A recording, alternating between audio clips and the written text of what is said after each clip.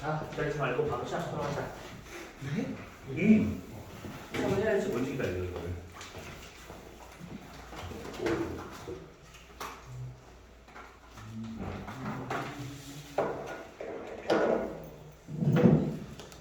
자, 그러면 우리 그리고 우리 지금 일주일에 2번 보는 건 반칙인데. 자, 196페이지.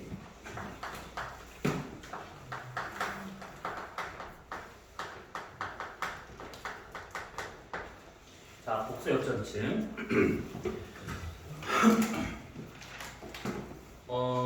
우리가 지난 화요일날 이 역전층 종류 4가지에 대한 얘기를 좀 했었었는데, 그 중에서 이 복수 역전층 하나만 잠깐 보도록 하자고. 요게 지난번에 얘기한 것처럼 지면이 너무 차가워지면 생길 수 있는 가장 흔한 그런 역전층이다라고 볼 수가 있는 것인데, 자, 요거를 우리가 한번 생각을 해봐야 돼. 그래프를 우리가 2가지 한번 그려볼 건데, 자, 이쪽을 온도라고 생각을 해보고 여기를 높이라고 이제 가정을 하고 다니는 킬로미터와 그 다음에 도시가 되고 있다. 자, 그러면 이렇게 있는 상태에서 네, 어서 오세요. 이거 조심하셔야 돼. 떨어뜨리면 죽여버릴 거야. 자, 우선은 지구 대륙권 내에서의 온도 분포라고 하게 되면 대략 이렇게 나타나야 돼. 이렇게. 자, 이 노란색이 처음에 이제 생길 수 있는 어떤 그런 형태다. 이 대륙권에서 온도 분포다. 라고 본다 치면 우리가 지금부터 보고자 하는 것은 뭐냐면 대륙권이 생성되는 과정에 대한 걸 잠깐 볼 거야. 이 복수 역전층이. 자, 그러면 이제 어떻게 될 수 있느냐면 이 지면이 차가워진다라고 하면 지면과 붙어있는 이 대기의 온도부터가 떨어지기 시작한다라고 볼 수가 있는 것들이야. 그러니까 전체가 같이 동시에 온도 확대하는 것이 아니고 지면이 차가워지게 되면 여기랑 가까이 있는 대기부터가 온도가 떨어진다. 그럼 얘가 만약 예를 들어서 해가 뭐 저녁 6시부터 졌다. 그럼 혹시 17시라고 해가지고 7시로 오해하시는 분 없겠지? 네. 와 설마 그러진 않겠지? 이것이 쉬우면 의사를 규민이 아자. 갑자기 막 이렇게 불안한 느낌이 확 들지? 자, 그래서 여기의 지면의 온도가 해가 질 때부터 떨어지고 있더라라고 한번 가정한다 치면 처음에 온도가 떨어질 때는 여기만큼 떨어졌대. 이게 언제냐면 한 19시 정도라고 한번 가정해보세요. 이렇게. 그러면 여기만 온도가 이렇게 떨어지게 되는 것이고 위쪽은 아직까지 그대로인 상태다라고 볼 수가 있는 것들이야. 그러면 19시의 온도 분포는 대략 이렇게 나타나게 돼. 19시의 온도 분포는. 그러면 만약에 한 저녁 자정쯤 한 24시 됐대. 그러면 온도가 더 떨어져야겠지. 여기까지 왔다 칩시다. 이렇게 24시가 된다고 하면 온도가 지면 온도가 많이 떨어지게 되고 그래서 지면과 멀리 있을수록 온도가 점점 올라가는 상태인 이렇게 나타나더라라는 거예요. 이렇게. 이 위쪽에 지금 그 선이 겹쳐 있어서 좀 헷갈릴 수 있을 것인데 아마 문제에서는 이걸 다 따로따로 시간대를 분리할 수도 있어. 그 다음에 만약 새벽 4시 정도다. 그러면 온도는 더 많이 떨어져. 그러면 지면 온도는 한껏 떨어지면서 온도 분포는 새벽 4시에 이렇게 나타나더라라는 얘기지. 자, 그래서 복사 역전층이 처음에 생성됐을 당시에 온도가 지면에서부터 이제 온도가 떨어지기 때문에 이쪽 방향으로 점차 이 부분이 이동하게 되는 것이고 역전층의 두께가 이때는 없다가 이때는 얇아졌다가 두꺼워지고 더 두꺼워지는 이런 상태로 얘가 나타나더라 이 얘기야. 그래서 보통 생성됐을 당시의 복사 역전층은 지상에 붙어있는 역전층 형태로 이렇게 나타나더라라는 얘기지. 근데 만약에 얘가 이제 소멸되기 시작하는데 해가 뜨면서부터 지면의 온도가 올라가기 시작해. 그러면 그래프를 우리가 요렇게 본다 치면 똑같이 온도와 높이를 가정을 해보고 이번에는 한 그 새벽 한 6시 정도에 당시에 이제 온도 그래프를 그려봤더니 이렇게 그렸대. 이게 지금 새벽 6시 정도의 온도 그래프야. 그러니까 한껏 역전층이 많이 발생되어 있는 그런 상태다. 자, 그 상태에서 만약에 온도가 올라가기 시작해. 그러면 당연히 지면의 온도부터 올라가기 시작하는 거니까 얘가 여기까지 오기 시작해. 그러면 얘랑 좀 다른 것이 여기서부터 온도가 슬금슬금 이제 올라가기 시작하는 거잖아. 그래서 온도가 요렇게 해가지고 요렇게 이런 식으로 지면 온도부터가 올라가기 시작하는 거야. 이게 만약에 뭐 예를 들어서 8시 상황이었다. 그러면 한 10시 정도 된다고 하면 여기까지 올라간대. 그러면 이것이 이렇게 돼 있어서 이렇게. 그 다음에 만약에 뭐 12시 완전히 해가 뜨고 이제 온도가 많이 올라간 상태다. 그러면 이렇게. 그러면 역전층이 6시일 때는 지상에서부터 여기까지가 역전층이었는데 8시가 되면서 지상의 온도는 올라가면서 위쪽에 있는 상공의 온도가 올라가기 시작할 거잖아. 그러면 역전층이 땅에서 분리가 돼가지고 8시일 때는 한 요만큼, 10시일 때는 요만큼, 12시일 때는 사라지는 그런 상태라고 보시면 되는 것들이지. 그래서 얘가 소멸될 때의 모습을 본다고 하면 아무래도 상공에 떠 있는 상태의 역전층을 해가지고 얘가 사라지더라 이렇게 볼 수 있는 것들이야. 자, 그러면 이렇게 역전층이라고 하는 것이 뭐 여러 가지 것들 중에서 복사만 보면 되는 것들인데 이게 지상에 붙어 있는 역전층이든 상공에 붙어 있는 역전층이든 간에 이것을 그래프로 해가지고 알아낸다거나 아니면 굴뚝에서 나오는 연기 모양을 갖고 알아낸다거나 이런 식으로 보면 되는데 무슨 말이냐면 만약에 이런 경우가 있지. 지면이 이렇게 있는 상태에서 여기까지가 역전층이다라고 가정해보자. 여기서부터 여기까지가 역전층. 그러면 만약에 공장 굴뚝이 이렇게 있는 상태에서 여기서 연기가 나온대. 그럼 연기의 모양은 어떤 식으로 될 수 있는 거냐면 역전층 내에 있는 거기 때문에 이 연기가 막 빠르게 뭐 확산한다거나 이동한다거나 이런 게 별로 없어. 그래서 여기서 나온다 그러면 그냥 이렇게 펼쳐지는 이런 식으로 나타나더라 라는 얘기지. 이렇게. 그 다음에 만약에 지상의 역전층이 예를 들어서 만약에 여기까지 발생했대. 요만큼이 역전층이야. 근데 굴뚝 높이가 만약에 여기까지였대. 지금 굴뚝을 그리는 이유가 있어. 이게 나중에 역전층에 관련된 문제 나오면 굴뚝 모양, 굴뚝 모양이 아니라 굴뚝이 연기 모양으로 이걸 판단하는 문제가 더러 있습니다. 그러면 이렇게 되어 있다라고 친다 그러면 여긴 역전층이고 여기 역전층이 아니잖아. 그러면 여기서 나오는 애들은 구름이 이렇게까지는 퍼져. 그 다음에 위로 퍼져 이렇게. 그래서 이게 밑으로 들어가지 못하고 이런 식으로 위로 퍼지려고 하는 이런 상태가 되고 있구나 라고 볼 수가 있는 것들이지.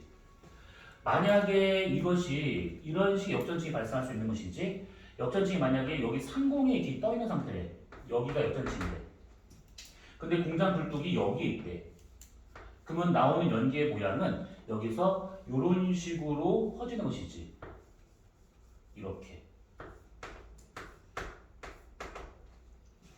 그래서 이 굴뚝 연기의 모양을 보고 난 다음에 어디쯤에 역전층이 있는 것인지 이런 것들을 판단할 수 있는 것이고 어느 층이 안정인지 불안정인지 이런 것들을 따져볼 수 있다라고 생각하시면 되는 것들이야.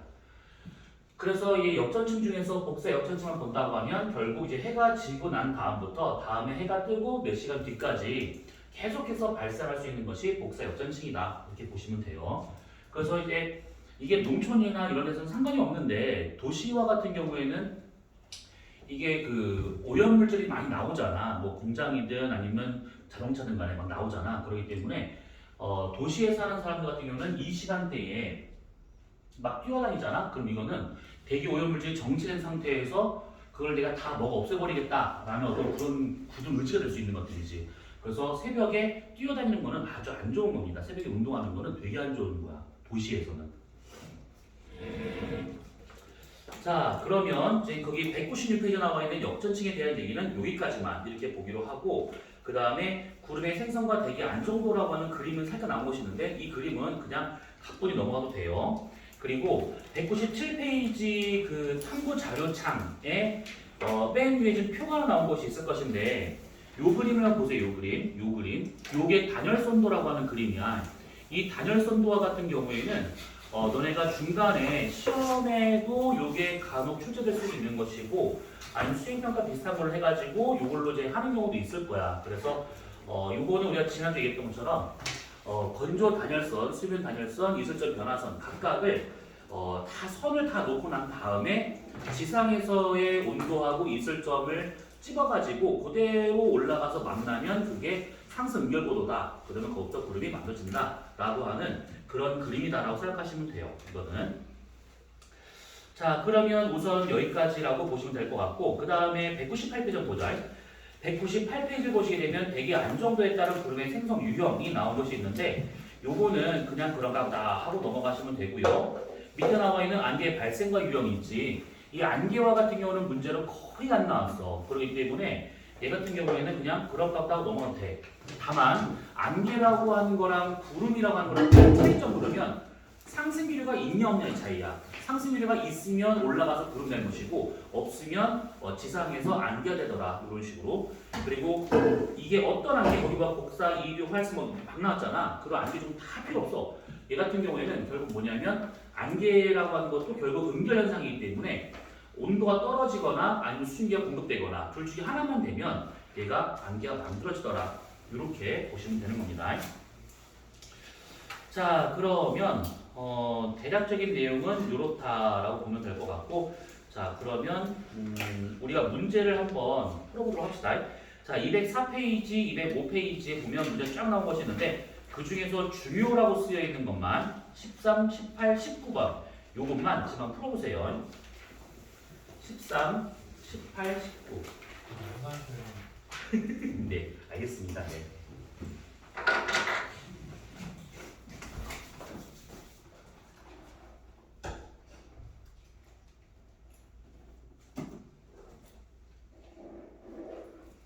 내 핸드폰 어디 갔어? 여기 있지. 진짜 열받네. 어떻게 하지? 민창이가 30분으로 바꿨다가 나 다시 15분으로 바꾼 거 생각 안 나가지고 30분 뒤줄 알았어요. 15분을 바꾼 건데? 15분을 바꾼 건데? 그러니까 민창이가 그 15분을 30분도 하지 않아 쓸데없는 소리 해가지고. 그치. 우리가 한번 그랬었지.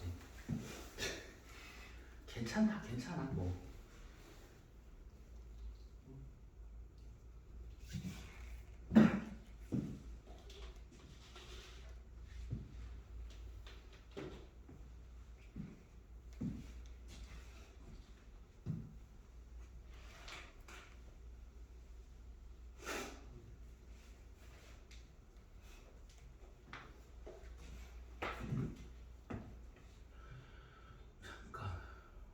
우진이 이우진이 없어.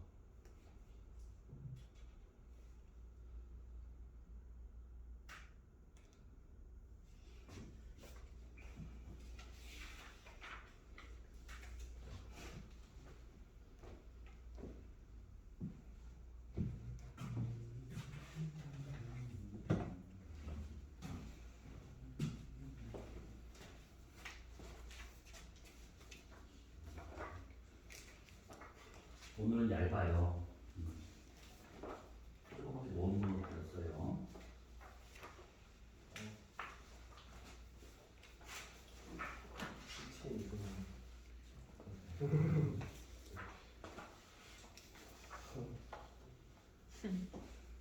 그 반응은 뭐지? 너무 행복한 거지?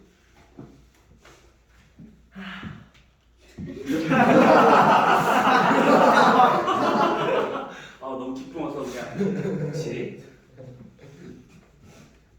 이거는 잘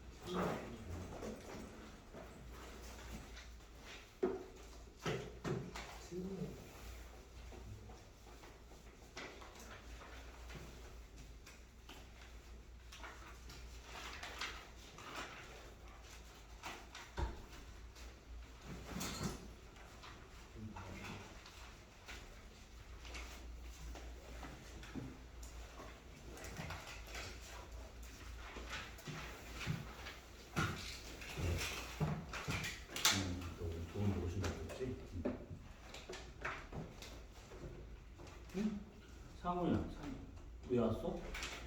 네? 안 온다 했잖아. 민창이. 민창이가 내 내 카톡으로는 뭐지? 그 누군가 안 왔지? 민창이 아니었어요. 아니 개인 카톡으로 와가지고.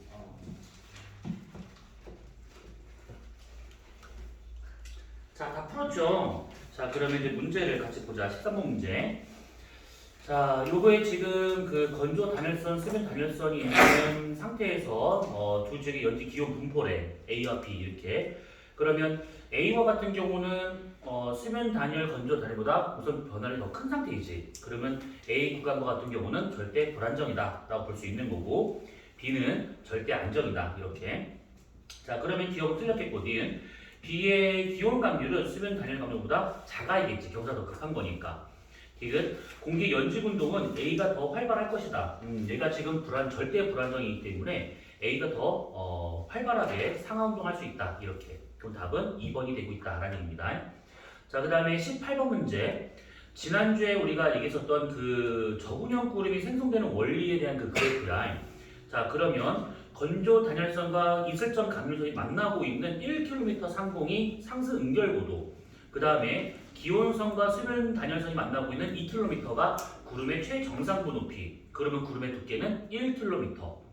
자, 그러면 기억. 지면에서 이슬점은 17도씨가 될 것이다 되어 있는데, 요거는 지금 상승 응결고도가 지금 1000m가 되고 있으니까 125 가로 열고 지면 온도 25 빼기 이슬점 TD라고 하게 되면 대략 이가 얼마다 나오겠지. 근데 이거는 딱 봐도 알 수 있는 것이 온도하고 이슬점 차이가 8도 정도 차이 나줘야 125를 곱해야 1000m 나올 수 있는 거니까 지면에서 이슬점은 17도가 되고 있는 거 맞겠고, 그 다음에 니은 지금 이렇게 말로 해도 충분하지.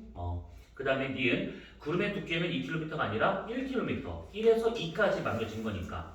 디귿 1km 높이에서 상대수는 100%다. 여기서부터 포화된 거니까 그러겠고. 리을 500m까지의 대기는 안정하다. 안정하면 구름이 만들어지지 않겠지. 상승할 수 없으니까. 근데 여기서는 500m의 그 점선 높이를 보게 되면 건조 단열선하고 그 다음에 기온선의 온도를 보게 되면 건조 단열선, 그러니까 공기덩어리 내부의 온도가 더 높은 상태야. 그러면 상승할 수 있는 여지가 있기 때문에 불안정하다. 그러면 답은 2번. 자, 그 다음에 19번 문제. 연지 기온 감률선. 그러니까 여기서 이 기온 감률선이라고 하는 것은 주변 공기의 온도를 말하고 있는 거야.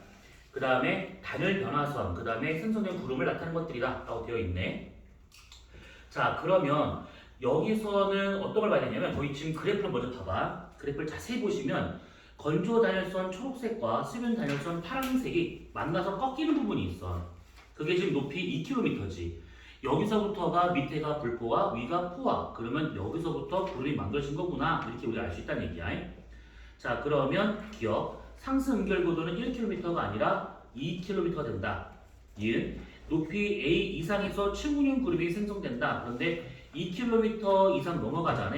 그러면 지금 거기 나와 있는 그림도 마찬가지고 그래프를 봐도 마찬가지고 위로 올라갈 수 있는 여지가 충분해. 그러면 층문형보다는 그 저군형 구름이 잘 만들어진다. 이렇게 봐야 될 것이고, 디귿 대기는 조건부 불안정 상태가 될 것이다. 자, 조건부 불안정이라는 것은 상승하는 공기 덩어리가 포화가 됐는가, 불포됐는가, 요거에 따라 달라질 수 있다 이 얘기지. 그래서 내부에서의 온도 변화율이 달라지기 때문에 조건부다라고 하는 것들인데, 여기는 그런 상태다라고 볼 수가 있는 것들이죠. 그러면 답은 2번이 될 수 있다라는 거야. 이렇게. 자, 그러면 우선은 대기 안정도에 대한 얘기를 여기까지 보기로 하고, 자, 206페이지, 자, 대기를 움직이는 힘이라고 되는 것이 있는데, 여기서는 그 앞에서 우리가 수압에 대한 얘기를 하면서 이 얘기를 잠깐 했었어. 그래서 그거랑 비슷한 다 내용이야. 거의 다 똑같습니다. 그래서 206페이지를 보면 대기를 움직이는 힘, 그래서 처음에 나온 것이 기압이 나온 것이 있는데, 기압과 같은 경우에는 우선 압력이니까 로즈H로 구할 수 있다라고 하는 건 똑같고, 그 다음에 중간에 나와 있는 박스, 토리첼리의 기압 실험이라고 나온 것이 있지. 이거 여러분들이 아마 좀 빨리 공부하신 분은 초등학생일 때, 늦게 있었으면 이거는 중학생일 때, 이거 아마 좀 공부를 다 했었을 거야. 그래서 이건 따로 지금 얘기할 필요는 없을 것 같습니다. 그리고 가로 4번의 기압의 변화라고 되어 있는데, 위로 올라서 기압이 막 떨어져. 근데 이 떨어지는 것은 결국 공기량에 비례하는 값이다 라고 생각하시면 돼. 공기량. 그 다음에 정력과 평형 상태다라고 하는 것은 그 바다에서 했었던 것처럼 이 바닷물이 상하 운동을 하는 것보다는 수평으로 움직임이 더 강하다라고 했던 것처럼 날 거야. 그랬을 때 상하로 움직이는 것이 어려운 것은 물이 받는 수압과 그 다음에 중력이 같은 상태이기 때문에 상하 운동이 멈춘 상태 되고 있는 것이지. 똑같습니다. 여기서도 공기덩어리가 상하 운동을 거의 하지 않고 수평으로만 자주 움직이게 되는데 이 상하 운동이 멈추는 상태는 정력과 평형 상태다 보니까 얘가 위아래로는 움직이기가 쉽지 않더라 이 얘기입니다. 그래서 이것도 우리가 바다에서 한번 했었던 내용이라서 그냥 이런 거 하고 넘어가시면 돼. 자, 오른쪽에 나와 있는 대기를 움직이는 힘 몇 가지 나온 게 있습니다. 거기서 기압경도력 10을 봐봐. 우리가 했었던 거랑 좀 똑같지? 수압경도력이랑. 그래서 수압경도력하고 약간 좀 차이점은 뭐냐면 수압경도력을 구할 때는 문제에 따라 가지고 수압경도력 pH를 우리가 로분의 1 곱하기 델타 H분의 델타 P로 이렇게 구해주든지 아니면 중력가속도에다가 경사도를 해가지고 이렇게 구하든지 문제를 보고 여러분들이 선택해가지고 푸시면 되는 것들이야. 근데 기압경도력과 같은 경우에는 이런 경사도에 대한 문제는 잘 안 나옵니다. 그러니까 요것만이라도 잘 기억하고 있으면 돼. 똑같아. 수압경도력이든 기압경도력이든 어차피 똑같은 거다라고 이렇게 보시면 돼요. 자, 그리고 이 대기를 움직이는 힘은 이것만 있는 것이 아니라 거기 나와 있는 전향력. 전향력을 또 할 필요는 없겠지. 그 다음에 밑에 나와 있는 3번 구심력. 이렇게 나온 것이 있고 구심력은 처음 보지 않았을 것이고 근데 이 구심력을 원심력으로 바꾸는 게 이해하기 훨씬 더 편해. 그러니까 원심력이 실존한 힘은 아니지만 방향 때문에 원심력으로 봐야 뭔가 방향성이 이해가 됩니다. 그래서 구심력이 맞는 거긴 하지만 원심력이다 이렇게 생각하시면 돼. 그 다음에 여기는 안 나왔지만 마찰력까지. 이 대기하고 그 다음에 지면과의 마찰력이라든지 대기와 대기 사이에서의 마찰력이라든지 그런 마찰력도 대기를 어떤 움직일 수 있는 그런 힘이 되고 있더라. 그래서 크게 네 가지가 대기를 지배하는 힘이다라고 보시면 돼요. 네 가지야, 네 가지. 기압경도력, 그 다음에 전향력, 그 다음에 거시기 뭐요? 구심력, 그 다음에 마찰력 이렇게. 자, 그러면 우선은 이 힘에 대한 얘기는 뭐 우리가 앞서 다 했었기 때문에 굳이 뭐 딸딸 할 필요는 없을 것 같아. 자, 그러면 212페이지 바람의 종류로 넘어가도록 합시다. 바람의 종류. 자, 우선 이 바람의 종류에 대한 것을 하기 전에 요거를 먼저 한번 따져볼 필요가 있습니다. 그러니까 뭐냐면 만약에 이렇게 지상이 있었어. 그러면 대략 상공 한 1km. 이거는 지역마다 달라. 이거는 지역마다 더 높을 수도 있고 낮을 수도 있습니다. 자, 이렇게 있는 상태에서 보통은 이 1km를 기준으로 해가지고 위쪽을 자유대기층, 밑에를 마찰층 이렇게 이름을 붙여. 마찰층과 자유대기층 이렇게. 근데 이제 그런 용어들보다는 우리가 어떤 걸 알고 있어야 되냐면 이 자유대기층에서 불 수 있는 바람을 보통 상공풍이라고 말합니다. 상공풍. 그 다음에 여기 마찰층에서 불 수 있는 바람을 지상풍. 이런 식으로 얘기를 하게 돼. 자, 상공풍과 지상풍 이게 두 가지로 크게 나눠본다 치면 높이에 따라서 이 상공풍에서 나타날 수 있는 이 힘, 바람들은 어떤 힘을 주로 받고 있는 거냐면 주로 기압경도력과 그 다음에 전향력과 그 다음에 원심력이라는 요 세 가지 힘을 주로 받게 돼. 주로. 그리고 지상풍과 같은 경우에는 기압경도력과 그 다음에 전향력과 그 다음에 원심력까지는 똑같이 받는데 하나 더 더해서 마찰력까지 이렇게 네 가지 힘이 작용하고 있다라고 생각하시면 되는데 특히 여기서 말하는 이 마찰력이라고 하는 것은 대기하고 지면과의 사이에서 발생할 수 있는 지면 마찰이다라고 보시면 돼요. 이것이. 자, 그러면 상공풍과 지상풍에서 나타날 수 있는 그런 힘들은 저런 것들인데 종류로 구분해 보자면 크게 두 가지로 상공풍을 나눌 수가 있는 것이 하나는 직윤풍이라고 하는 바람이 있고 하나는 경도풍이라고 하는 바람이 있어요. 자, 직윤풍과 경도풍의 가장 큰 차이점은 등압선의 형태에 따라서 얘가 분류가 되는 거야.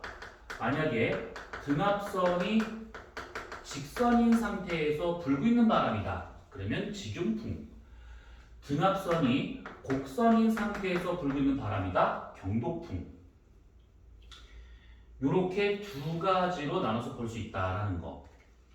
지상풍은 뭐 이렇게 구분하지 않습니다. 그냥 이게 그냥 지상풍은 지상풍이라고 보시면 돼.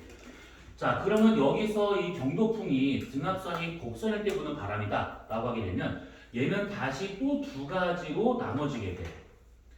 그 등압선의 형태가 곡선인 건 똑같은데 하나는 고기압성이냐 하나는 저기압성이냐 이런 식으로 또 구분이 돼. 그래서 상공에서 나타날 수 있는 바람은 지균풍과 고기압성 경도풍과 저기압성 경도풍 이 세 가지라고 보시면 되고 땅속에서 그러니까 여기 땅속이란다. 여기 바로 이 마찰지에서 부는 바람과 같은 그냥 지상풍이다라고 이렇게 퉁쳐서 보시면 된다 이 뜻이에요 이것이. 자 그러면 우선 대략적인 내용은 이런 것들이야. 지금 바람이 어떻게 나타나고 있는가 요거에 대한 얘기인데 거기 지금 212페이지에 나와 있는 지상 1기도와 그 다음에 상층 1기도에 대한 얘기는 우선은 이렇게까지만 복잡해 볼 필요 없고 등압면이라고 하는 거 하나만 보면 돼. 등압면. 이걸 이해하고 난 다음에 우리가 바로 이 바람의 종류를 넘어가도록 합시다. 자, 등압면이라고 하는 것은 등압선이 아니야. 아이고, 등압선이 아니야, 이거는. 자, 무슨 말이냐면, 그 등압선이라 하게 되면 지금 거기 212페이지 나온 것처럼 위에서 봤었을 때 기압이 같은 지점을 연결하는 선. 그러니까 지상 1기도는 상층 1기도는 1기도에서 볼 수 있는 그런 선을 말하고 있는 것들이야. 근데 여기서 말하는 이 등압면은 그런 게 아니고 옆에서 본 기압이 같은 곳을 연결한 면이구나라고 보면 돼. 이 무슨 말이냐면 이런 경우야. 만약에 우리가 그 등고선을 한번 그려봐. 등고선. 그러면 보통 산이 이렇게 옆에서 봤었을 때 이런 식으로 경사져 있는 이런 상태라면 보통은 우리가 이렇게 되어 있는 이 모습을 위에서 봤었을 때 대략 이런 식의 등고선으로 이제 표현이 가능한 것이지. 이렇게 이런 식으로 똑같아. 등압선이라 하게 되면 위에서 본 이 형태를 말하고 있는 것이고 등압면이라 하게 되면 옆에서 같은 기압을 연결한 면 이렇게 같은 기압을 연결한 면 이것을 등압면이라 할 수 있다는 거야. 그러면 이것을 직접 우리가 한번 그려보자면 이런 경우입니다. 자, 지면이 이렇게 있어요. 자, 지면의 현재의 기압이 1000헥토파스칼이었다라고 한번 가정해보자고 이렇게. 그 상태에서 A 지역과 B 지역 두 군데가 있었대. 자, 그러면 위로 올라갈수록 공기량이 줄어들고 있으니까 기압은 떨어지는데 이때 A 지역에서의 어느 상공에서 900헥토파스칼이 나타나는가를 봤더니 A는 여기 정도 높이에서 900헥토파스칼이 나타났대. 지상에서의 기압은 똑같은데 A 지역의 900헥토파스칼이 나타나는 높이가 어딘가 봤더니만 요 높이였대. 근데 B 지역은 여기래. 요렇게. 그러니까 기압이 다른 거야 서로. 그러면 지금 봤을 때 A 지역의 여기와 B 지역의 여기가 지금 나타난다 치면 이것을 중간에 부드럽게 이렇게 한번 연결해봐. 그럼 이게 900헥토파스칼 등압면 요 놈이. 하나만 더 그려보자. A 지역 상공 어딘가에서 800헥토파스칼 나타나는 걸 봤더니 대략 여기쯤이었대. 여기쯤. 여기가 800헥토파스칼. 근데 B 지역 같은 경우에는 대략 한 여기쯤이었대. 그러면 그냥 그대로 부드럽게 연결하면 돼. 이렇게. 그럼 이게 800헥토파스칼 등압면. 이 그림 이해됐지? 그러면 이때 같은 높이인 A 지역 요 지점과 그 다음에 B 지역 요 지점 비교해봐. 여기. 그러면 여기 기압은 900과 지면이 지금 1000헥토파스칼이니까 900과 1000 사이니까 900 얼마 헥토파스칼. B 지역은 800과 900 사이에 나타나고 있으니까 800 얼마 헥토파스칼. 같은 높이가 되고 있는데 A 지역의 기압이 B 지역의 보다 기압이 더 높아. 여기가. 아, 그러면 A 지역이 고기압이 되고 있는 것이고 B 지역이 저기압이 되고 있는 거구나. 등압면이 다른 지역에 비해서 올라간 상태다 고기압, 내려간 상태다 저기압 이렇게 얘기할 수 있다는 거야. 그러면 여기에서 봤었을 때 등압면이 이렇게 경사진 상태가 나타나죠. 요거 이 경사도는 우리가 아까 요 수학경들도 마찬가지인데 경사도에 의해서 결정된다라고 했던 것처럼 얘도 경사진 정도에 따라서 힘이 다르게 나타날 수 있다는 이 얘기야. 그래서 이 경사진 정도에 따른 힘을 기압 경도력. 경사진 정도에 따른 힘, 기압 경도력. 근데 이제 거기까지는 가지 말고 어쨌든 간에 이 등하면이 극경사일수록 좀 그 기압 경도력이 강하구나. 요것이 완경사일수록 기압 경도력이 좀 작구나. 이렇게 보시면 되는 거야. 그것을 표현하는 것이 등압선이지, 등압선. 그래서 만약에 등압선의 간격이 좁다. 그러면 이 등압면의 기울기가 상당히 급하다. 이 뜻이고, 만약에 등압선 간격이 좀 넓다. 그러면 이 경사도가 완만하다. 이렇게 볼 수 있는 것들이야. 이해됐죠? 그러니까 요거야. 극경사면 간격이 좁아지고 완경사면 넓어지는 것처럼 이 경사도가 급하다. 그러면 등압선의 간격이 좁은 것처럼 나타나게 되는 것이고, 완만하다. 그럼 등압선 간격이 넓은 것처럼 나타난다. 이 뜻이야. 그래서 요것이 이 경사도에 따라 가지고 등압선의 간격이 달라지는구나 라고 생각하시면 돼요. 이것이 경사도에 따라 가지고. 자, 이 얘기야. 그래서 거기 212페이지에 나와 있는 지상 상층 일기도와 같은 경우는 이 등압면만 잘 이해하시면 돼. 자, 그러면 이 등압면과 같은 경우가 그러면 이제 문제에서 어떻게 다뤄지느냐? 이게 G1에서는 보통 지상에서 나타날 수 있는 모든 현상에 대한 것이 나오지만 G2에서는 이 상공에 대한 것이 제일 많이 나와. 상공에 대한 것이. 그러면 상공에서의 등압면 형태를 갖고 뭔가를 풍속을 판단하는 문제인데, 거기를 보시면 지상 1기도는 그렇다. 상층 1기도를 봐봐. 상층 1기도를 보시게 된다고 하면 그 1기도 이제 요 1기도 요거 그 지도 나와 있는 그걸 보시게 되면 뭐라 써 있냐면, 얘가 기압으로 쓰여 있지 않고 500헥토파스칼 등압면의 1기도라고 나와 있을 거야. 그림 자체가. 이게 무슨 말이냐면 500헥토파스칼 등압면의 등고선이야. 이러면 무슨 소리가 싶죠. 거기 지금 그림 자세히 봐봐. 5820, 5700, 5580막 써있잖아. 이게 뭐냐면 500헥토파스칼이 어느 높이에서 나타나고 있는가를 표현하고 있는 것들이야. 그러면 우리나라 지금 남쪽에서는 5820m에서 500헥토파스칼이 나타나고 있는 것이고, 우리나라 북쪽, 북한 쪽 이쪽을 보게 되면 5460m에서 500헥토파스칼이 나타나고 있다. 이렇게 볼 수 있는 것들이지. 그러니까 우리나라 남쪽의 등압면이 높고 북쪽의 등압면이 낮다. 그러면 남쪽이 고기압이고 북쪽이 저기압이구나. 이런 식으로 알 수 있다는 얘기야. 되었지? 자, 그래서 상층 1기도와 같은 경우는 이제 이런 것보다는 지금 등압면의 이 형태만 이해하고 있으면 상층 1기도를 이해하는 것은 그리 어려운 문제는 아닙니다. 이것이. 자, 그러면 우리는 이런 등압면을 갖고 요 얘기를 좀 볼까요? 요거. 하다 말고 요거. 자, 먼저 첫 번째 지균풍.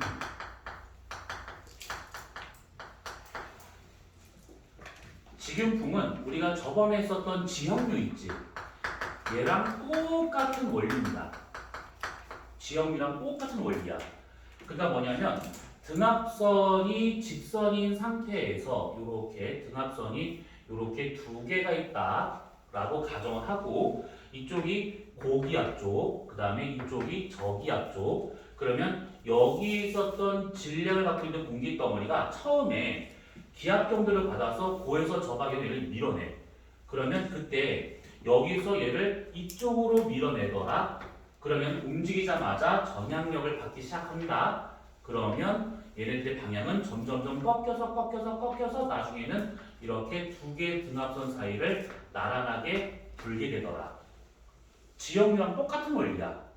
자, 그러면 얘가 여기에서 가는 힘을 본다고 치면 당연히 고에서 저로 밀어내고 있는 기압 경도력과 그 다음에 진행 방향 오른쪽 직각으로 작용하고 있는 전향력이 같은 상태이기 때문에 얘네들이 이렇게 쏠리지 않고 이렇게 나란하게 불고 있구나. 요 얘기입니다. 자, 그러면 이게 지금 지균풍이 되고 있는 것인데, 지균풍은 우선은 원리는 기본적인 원리는 이거야. 그럼 한번 여러분들이 한번 대략 맞춰보세요. 우리나라가 이렇게 딱 가정을 해보고, 그 다음에 임의로 A, B, C 세 지점이 있었다라고 한번 가정해보자. 그리고 각 A, B, C 세 지점에서 나타날 수 있는 온도와 높이의 관계를 봤더니 대략 A 지역과 같은 경우는 이렇게 나타났대. 온도 분포가. 그 다음에 B 지역을 봤더니만 온도 분포가 대략 이렇게 나타났대. 그 다음에 C 지역을 봤더니 온도 분포가 대략 이렇게 나타났대. 이렇게 지상에서부터 상층부까지의 온도 분포를 본 거야.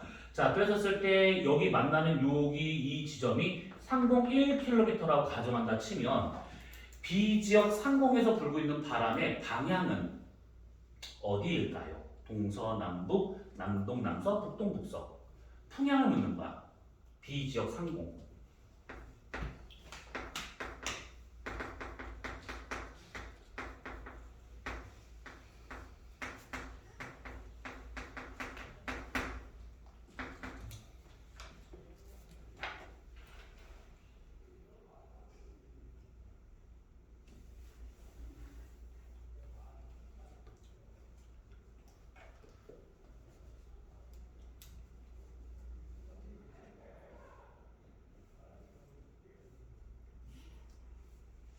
직윤풍을 하다 말고 지금 이거 하고 있으니까 직윤풍으로 생각하면 돼.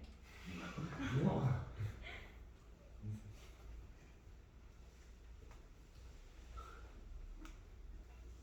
1km 그 높인 거예요. 1km에서의 B 지역. 풍량.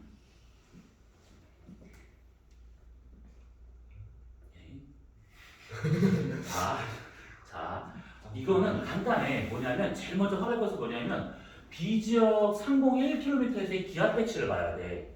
근데 보니까 지금 A, B, C 세 지역의 온도가 지금 다 똑같아. 이 높이에서는. 그러면 얘는 지금 이 지점에서의 온도를 보면 안 된다는 얘기지. 온도가 똑같은 상태니까. 그러면 어디를 봐야 되느냐? 지상의 온도를 봐야 돼. 지상의 온도를. A 지역은 지금 온도 높은 편이고 B는 중간이가 됐다 치고 C가 지금 온도가 낮은 상태야. 그렇다면 어떻게 되고 있냐면 우리가 단면을 보자면 A 지역 있고 C 지역 있고 B가 있다 치면 A는 뜨거우니까 공기가 상승을 하겠지.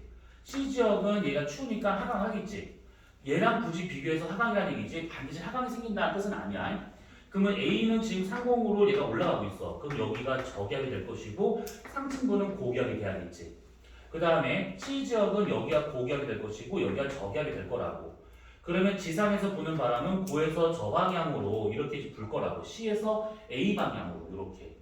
근데 B 지역 상공 1km에서는 고에서 저 방향으로 이렇게 지금 바람을 밀어내야 되기 때문에 서에서 동방향으로 밀어낸 힘이 작용하고 있다라고 볼 수 있는 것이지. 아, 그러면 서풍이네요? 아닙니다. 직윤풍을 하다 말고 하는 거야 지금 우리가. 뭐냐면 이 A 지역 상공 여기가 대략적으로 고기압 쪽이라는 얘기고 C 지역 상공 여기가 대략 저기압이 되고 있다 이 얘기야. 그렇다면 여기서 이렇게 미는 힘이 작용한다라고 하는 것은 전향력이 작용하고 있기 때문에 실제로는 여기서 공기가 이렇게 갔다 하더라도 꺾여서 이렇게 내려가야겠지. 그래서 B 지역 상공에서는 북풍계열의 바람이 불겠구나. 대략 보면.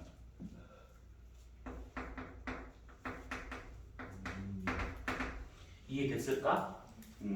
그래서 이건 지금 등압선이 안 나왔기 때문에 조금 애매한 문제가 될 수 있긴 하겠지만 결국 온도 분포 갖다가 공기 이동을 이해하고 난 다음에 기압 배치가 이제 정해진다고 하면 직윤풍이 어떻게 불 것인가 이 정도만 이해를 하시면 되는 것들이야.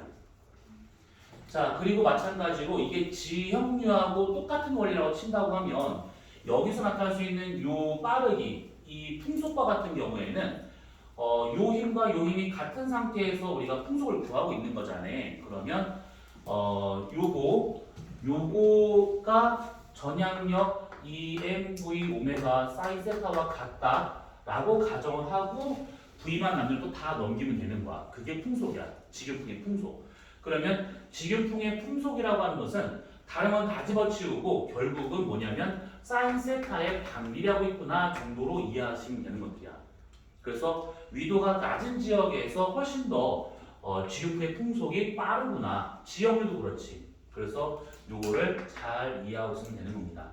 대입을 해서 직접 풍속을 구하는 문제도 있긴 하겠지만 우선은 뭐 대략적으로 적게 될 수 있다라는 거야. 자, 여기까지 질문. 자, 그러면 우리가 지름풍이 이렇다라고 하게 되면 요거를 잠깐 그림을 한번 잘 이해를 하고 좀 보셔야 돼. 자, 뭐냐면 자, 요렇게 등압선이 예를 들어서 만약에 요렇게 있었다라고 한번 가정합시다. 너무 크게 그랬어. 등압선이 요렇게 있었다. 자, 이쪽이 지금 고기압 쪽이고 이쪽이 저기압 쪽이래. 자, 그런데 등압선이 덜렁 하나만 있지는 않을 거잖아. 중간에 등압선 하나가 더 있는데 그 등압선이 어떻게 되어 있었냐면 요것이 요렇게 이렇게 되어 있는 등압선이래. 요렇게. 그러면 요렇게 되고 있는 상황이라면 각각에서의 지름풍이 지금 나타날 수 있다라고 가정을 하고 우리가 풍속과 그 다음에 방향을 따져본다 치면 자, 요선 제일 먼저 뭘 해야 되냐? 지금 등압선의 간격이 여기하고 여기를 기준으로 해가지고 여기하고 여기를 기준으로 해가지고 여기나 여기 이 구간은 요 간격은 그대로 요 간격 그대로 변화가 없지. 마찬가지 여기도 이 간격 그대로 여기도 그대로야.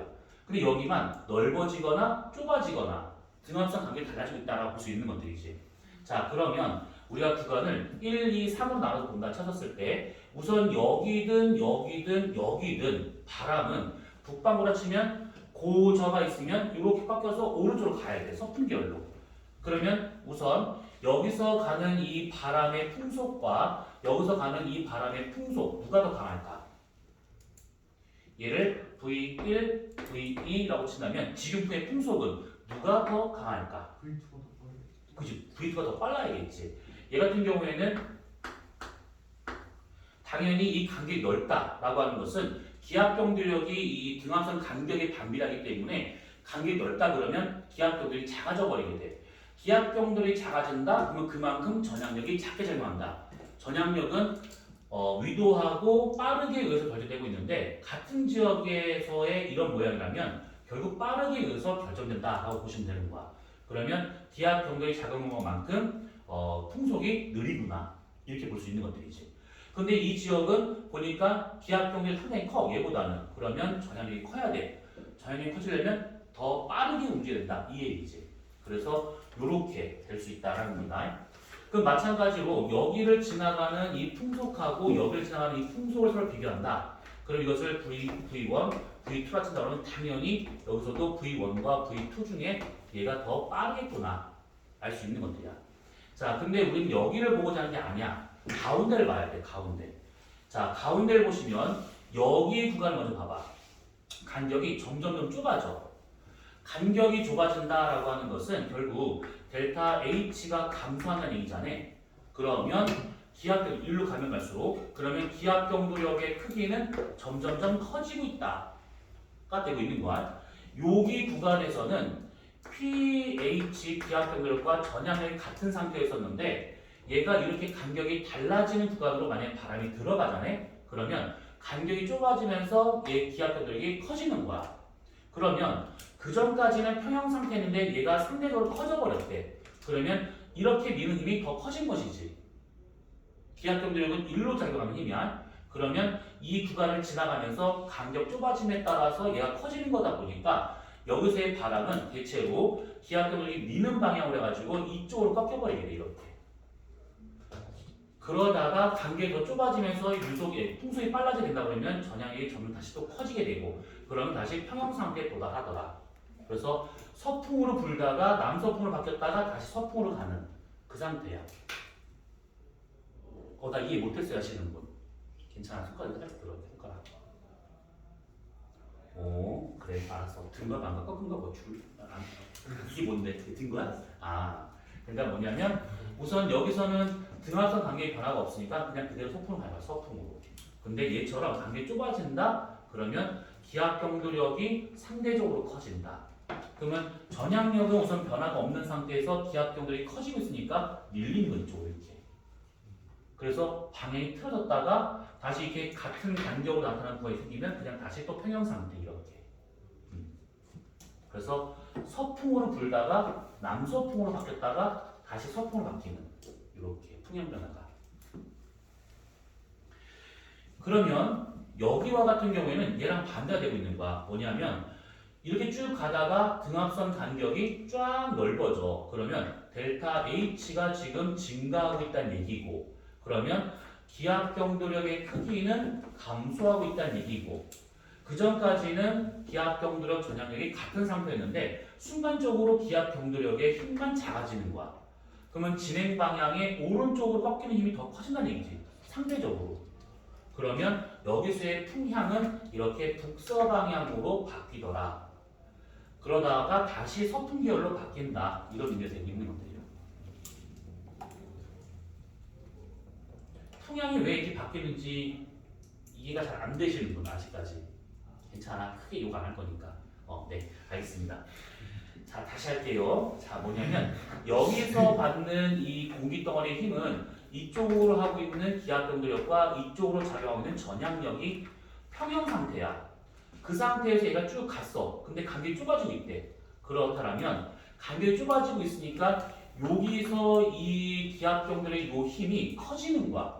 이 구간을 지나가면서 얘가 커져. 그러면 공기 덩어리를 이렇게 미는 힘이 더 커진 거잖아요. 그래서 공기 덩어리가 이렇게 쭉 가다가 이렇게 쳐올려. 갑자기 확 쳐올려. 그럼 얘가 이렇게 올라가겠지. 그 상태를 말하는 거야.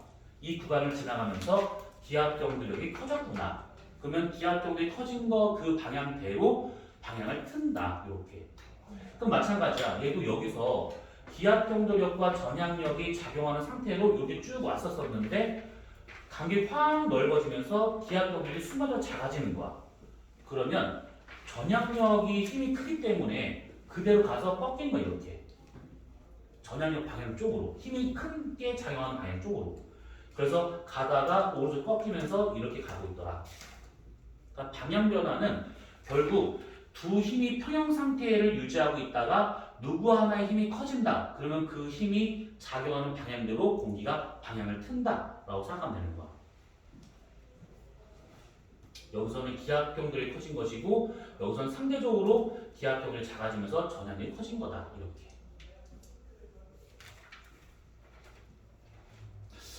이해를 못한 표정 같은데 맞나? 이해를 못한 것 같은데.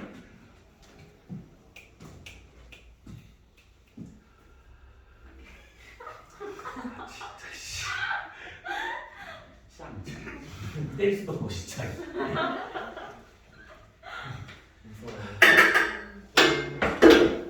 그래, 이해했다고 난 믿고 난 믿을 거 이렇게. 자, 질문 안 했으니까.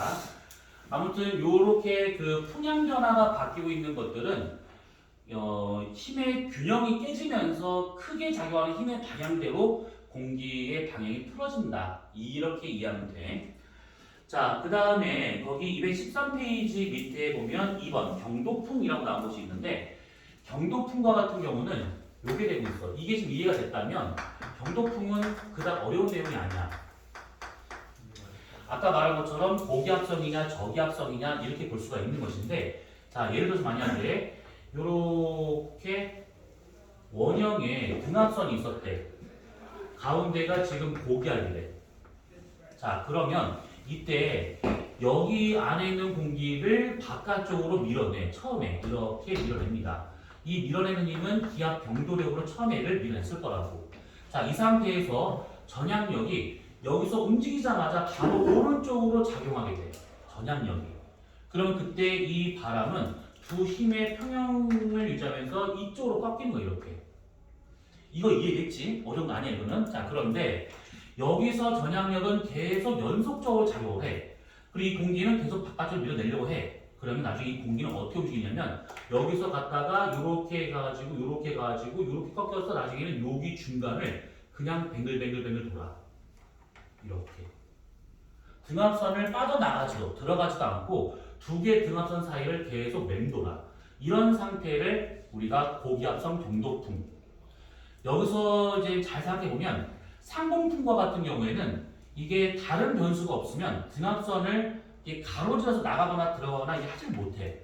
그대로 등압선대로 따라가는 거야. 얘처럼 다 등압선대로 따라가는 거야. 그래서 얘도 마찬가지로 등압선대로 이렇게 좀 바람이 돌고 계속 이렇게. 그러면 돌아가는 방향은 딱 보니까 시계 방향이구나. 이렇게 알 수 있는 것이지.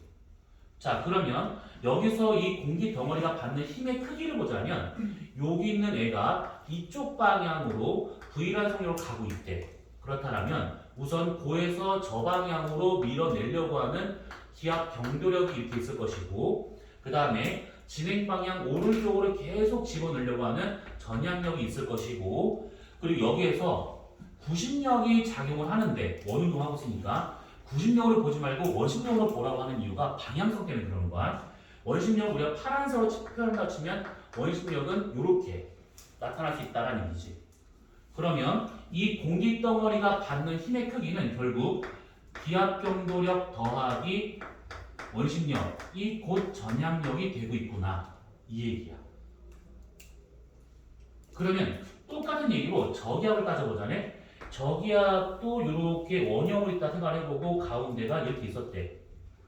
그러면 이번에는 바깥에서 안쪽으로 이 공기를 밀어 넣으려고 그래. 기압경도력으로. 그 상태에서 전향력은 오른쪽으로 작용을 하게 돼. 그러면 이 공기는 이렇게 처음에 들어와. 처음에 들어오는데 이 상태에서 들어와가지고 점점점 돌아서 나중에는 이 주위를 계속 맴도는 거 이렇게. 그래서 반시계 방향으로 이렇게 돌고 있는 상태구나. 그러면 마찬가지로 이 공기덩어리가 받는 힘의 크기를 따져보자면 우선은 진행 방향이 지금 이쪽이 되고 있단 말이지. 그랬을 때 바깥에서 안쪽으로 밀어넣으려고 하는 기압경도력이 나타나게 될 것이고, 진행 방향 오른쪽으로 전향력이 나타나게 될 것이고, 그 다음에 원운동하면서 받게 될 수 있는 원심력이 얘랑 합쳐진 것을 나타난다, 이 얘기지. 그럼 얘를 정리해보자면 결국은 얘는 원심력 더하기 전향력이 곧 기압경도력이 되고 있구나. 자, 그리고 지균풍과 같은 경우는 우리가 지금 보다시피 기압경도력은 곧 전향력이 되고 있다라고 써놨는데 또 썼네. 아무튼 되고 있습니다. 이런 식으로. 자, 그러면 여기에서 세 개의 힘 중에서 물론 얘 같은 경우는 얘가 속력이 있어. V값이 있는 거잖아. 근데 그거를 잠깐만 제외하고 이 지균풍이든 지역류든 간에 이런 풍속, 유속과 같은 경우는 전향력 세기에 의해서 결정된다는 거. 그래서 그 전향력의 세기는 결국 빠르게 아니면 위도로 결정될 수 있는 것인데, 같은 위도에서 발생하는 그런 형태라 치면 빠르게 의해서 결정된다라고 보시면 돼. 자, 그렇다면 여기에서의 전향력 크기를 곧 빠르기, 풍속이다 라고 가정을 해보자네. 그러면 세 개의 바람 중에서 누가 제일 강하냐, 다른 말로 누가 전향력으로 놓고 봤을 때 제일 큰 힘이 나타나는가를 보게 되면, 얘는 전향력은 두 힘을 합친 것만큼, 얘는 전향력 남겨놓고 넘긴다고 치면 기압경도력에서 원심력을 뺀 것만큼의 힘이 될 수 있는 것이고, 얘는 전향이 곧 기압경도력이다. 그러면 풍속은 딱 나왔지. 세 가지 종류의 풍속을 보게 되면 가장 센 것은 고기압성 경도풍이 가장 풍속이 강한 것이고, 그 다음에 지균풍이 되고 있는 것이고, 그 다음에 저기압성 경도풍이 제일 느리겠구나. 풍속만 놓고 비교하자면. 근데 그 풍속은 전향력 크기로 비교할 수가 있는 것이고, 그러면 얘는 이렇게 더한 힘, 얘는 이것이 뺀 힘, 얘는 저것이 저거. 이렇게.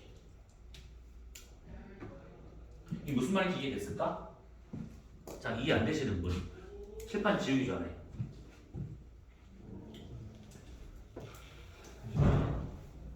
시제로를 왜 그냥 V로 봐도 되는지 누구? 아, 시제. 그러니까 이 전향력과 같은 경우가 우리가 지교풍이든 지역류 간에 어떤 압력의 그 힘과 압력과 그 다음에 전향의 같은 상태에서 우리가 말하고 있는 중요하잖아. 근데 압력이 커지게 되면 전향력이 커져야 되는 상황인 것인데, 전향력은 막 커지지 않고 빠르게 하고 위도에 의해서 결정되는 값이 되고 있는 거잖아. 근데 위도 변화가 없는 상태라면 결국 흐름이 빨라져야지만 전향이 커진다, 이 얘기야.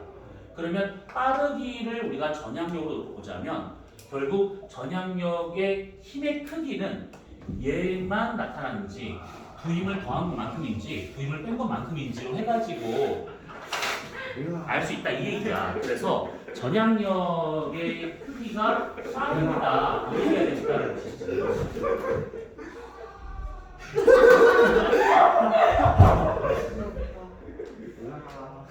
상식기에 저거. 우리 애들인 것 같아. 네? 우리 애들 우리 애들이야. 어지럽다. 그래서 우리가 저까지는 그렇지가 않아. 쟤네들이 왜? 후배들이 너무 시끄러.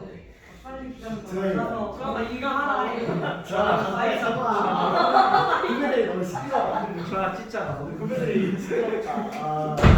자, 그래서 우선 요 얘기는 그럼 이해됐을까? 그러니까 빠르기하고 전향력이다. 이 얘기야 그냥 결국은. 기압 경도력이 세 개에서 다 같다고 볼 수가 있는 거예요. 우선은 간격이 다 똑같다. 등압 그 기압차가 똑같다는 가정하에서 본다 치면 어차피 요렇게 힘으로 정리할 수가 있다 이 얘기지. 여기서 중요한 것은 얘가 달라질 수가 있어 당연히. 그럼 얘도 달라져야 되는 거야. 얘가 커져야 그럼 얘도 커져야 되는 것이지. 어차피 평형 관계라면 등압선을 벗어나지 않고 그대로 가는 그런 상태라면. 또 질문. 왜 그냥 이걸 진짜 미치겠네 진짜. 자 그러면 쉬었다 해야겠지? 표정이 지금 아주 가관이야. 알겠습니다. 자 그러면 잠깐 쉬었다가 지상권을 보도록 합시다. 나도 뒤에 해야 되니까. 아, 그래? 잘 살고 있어. 오.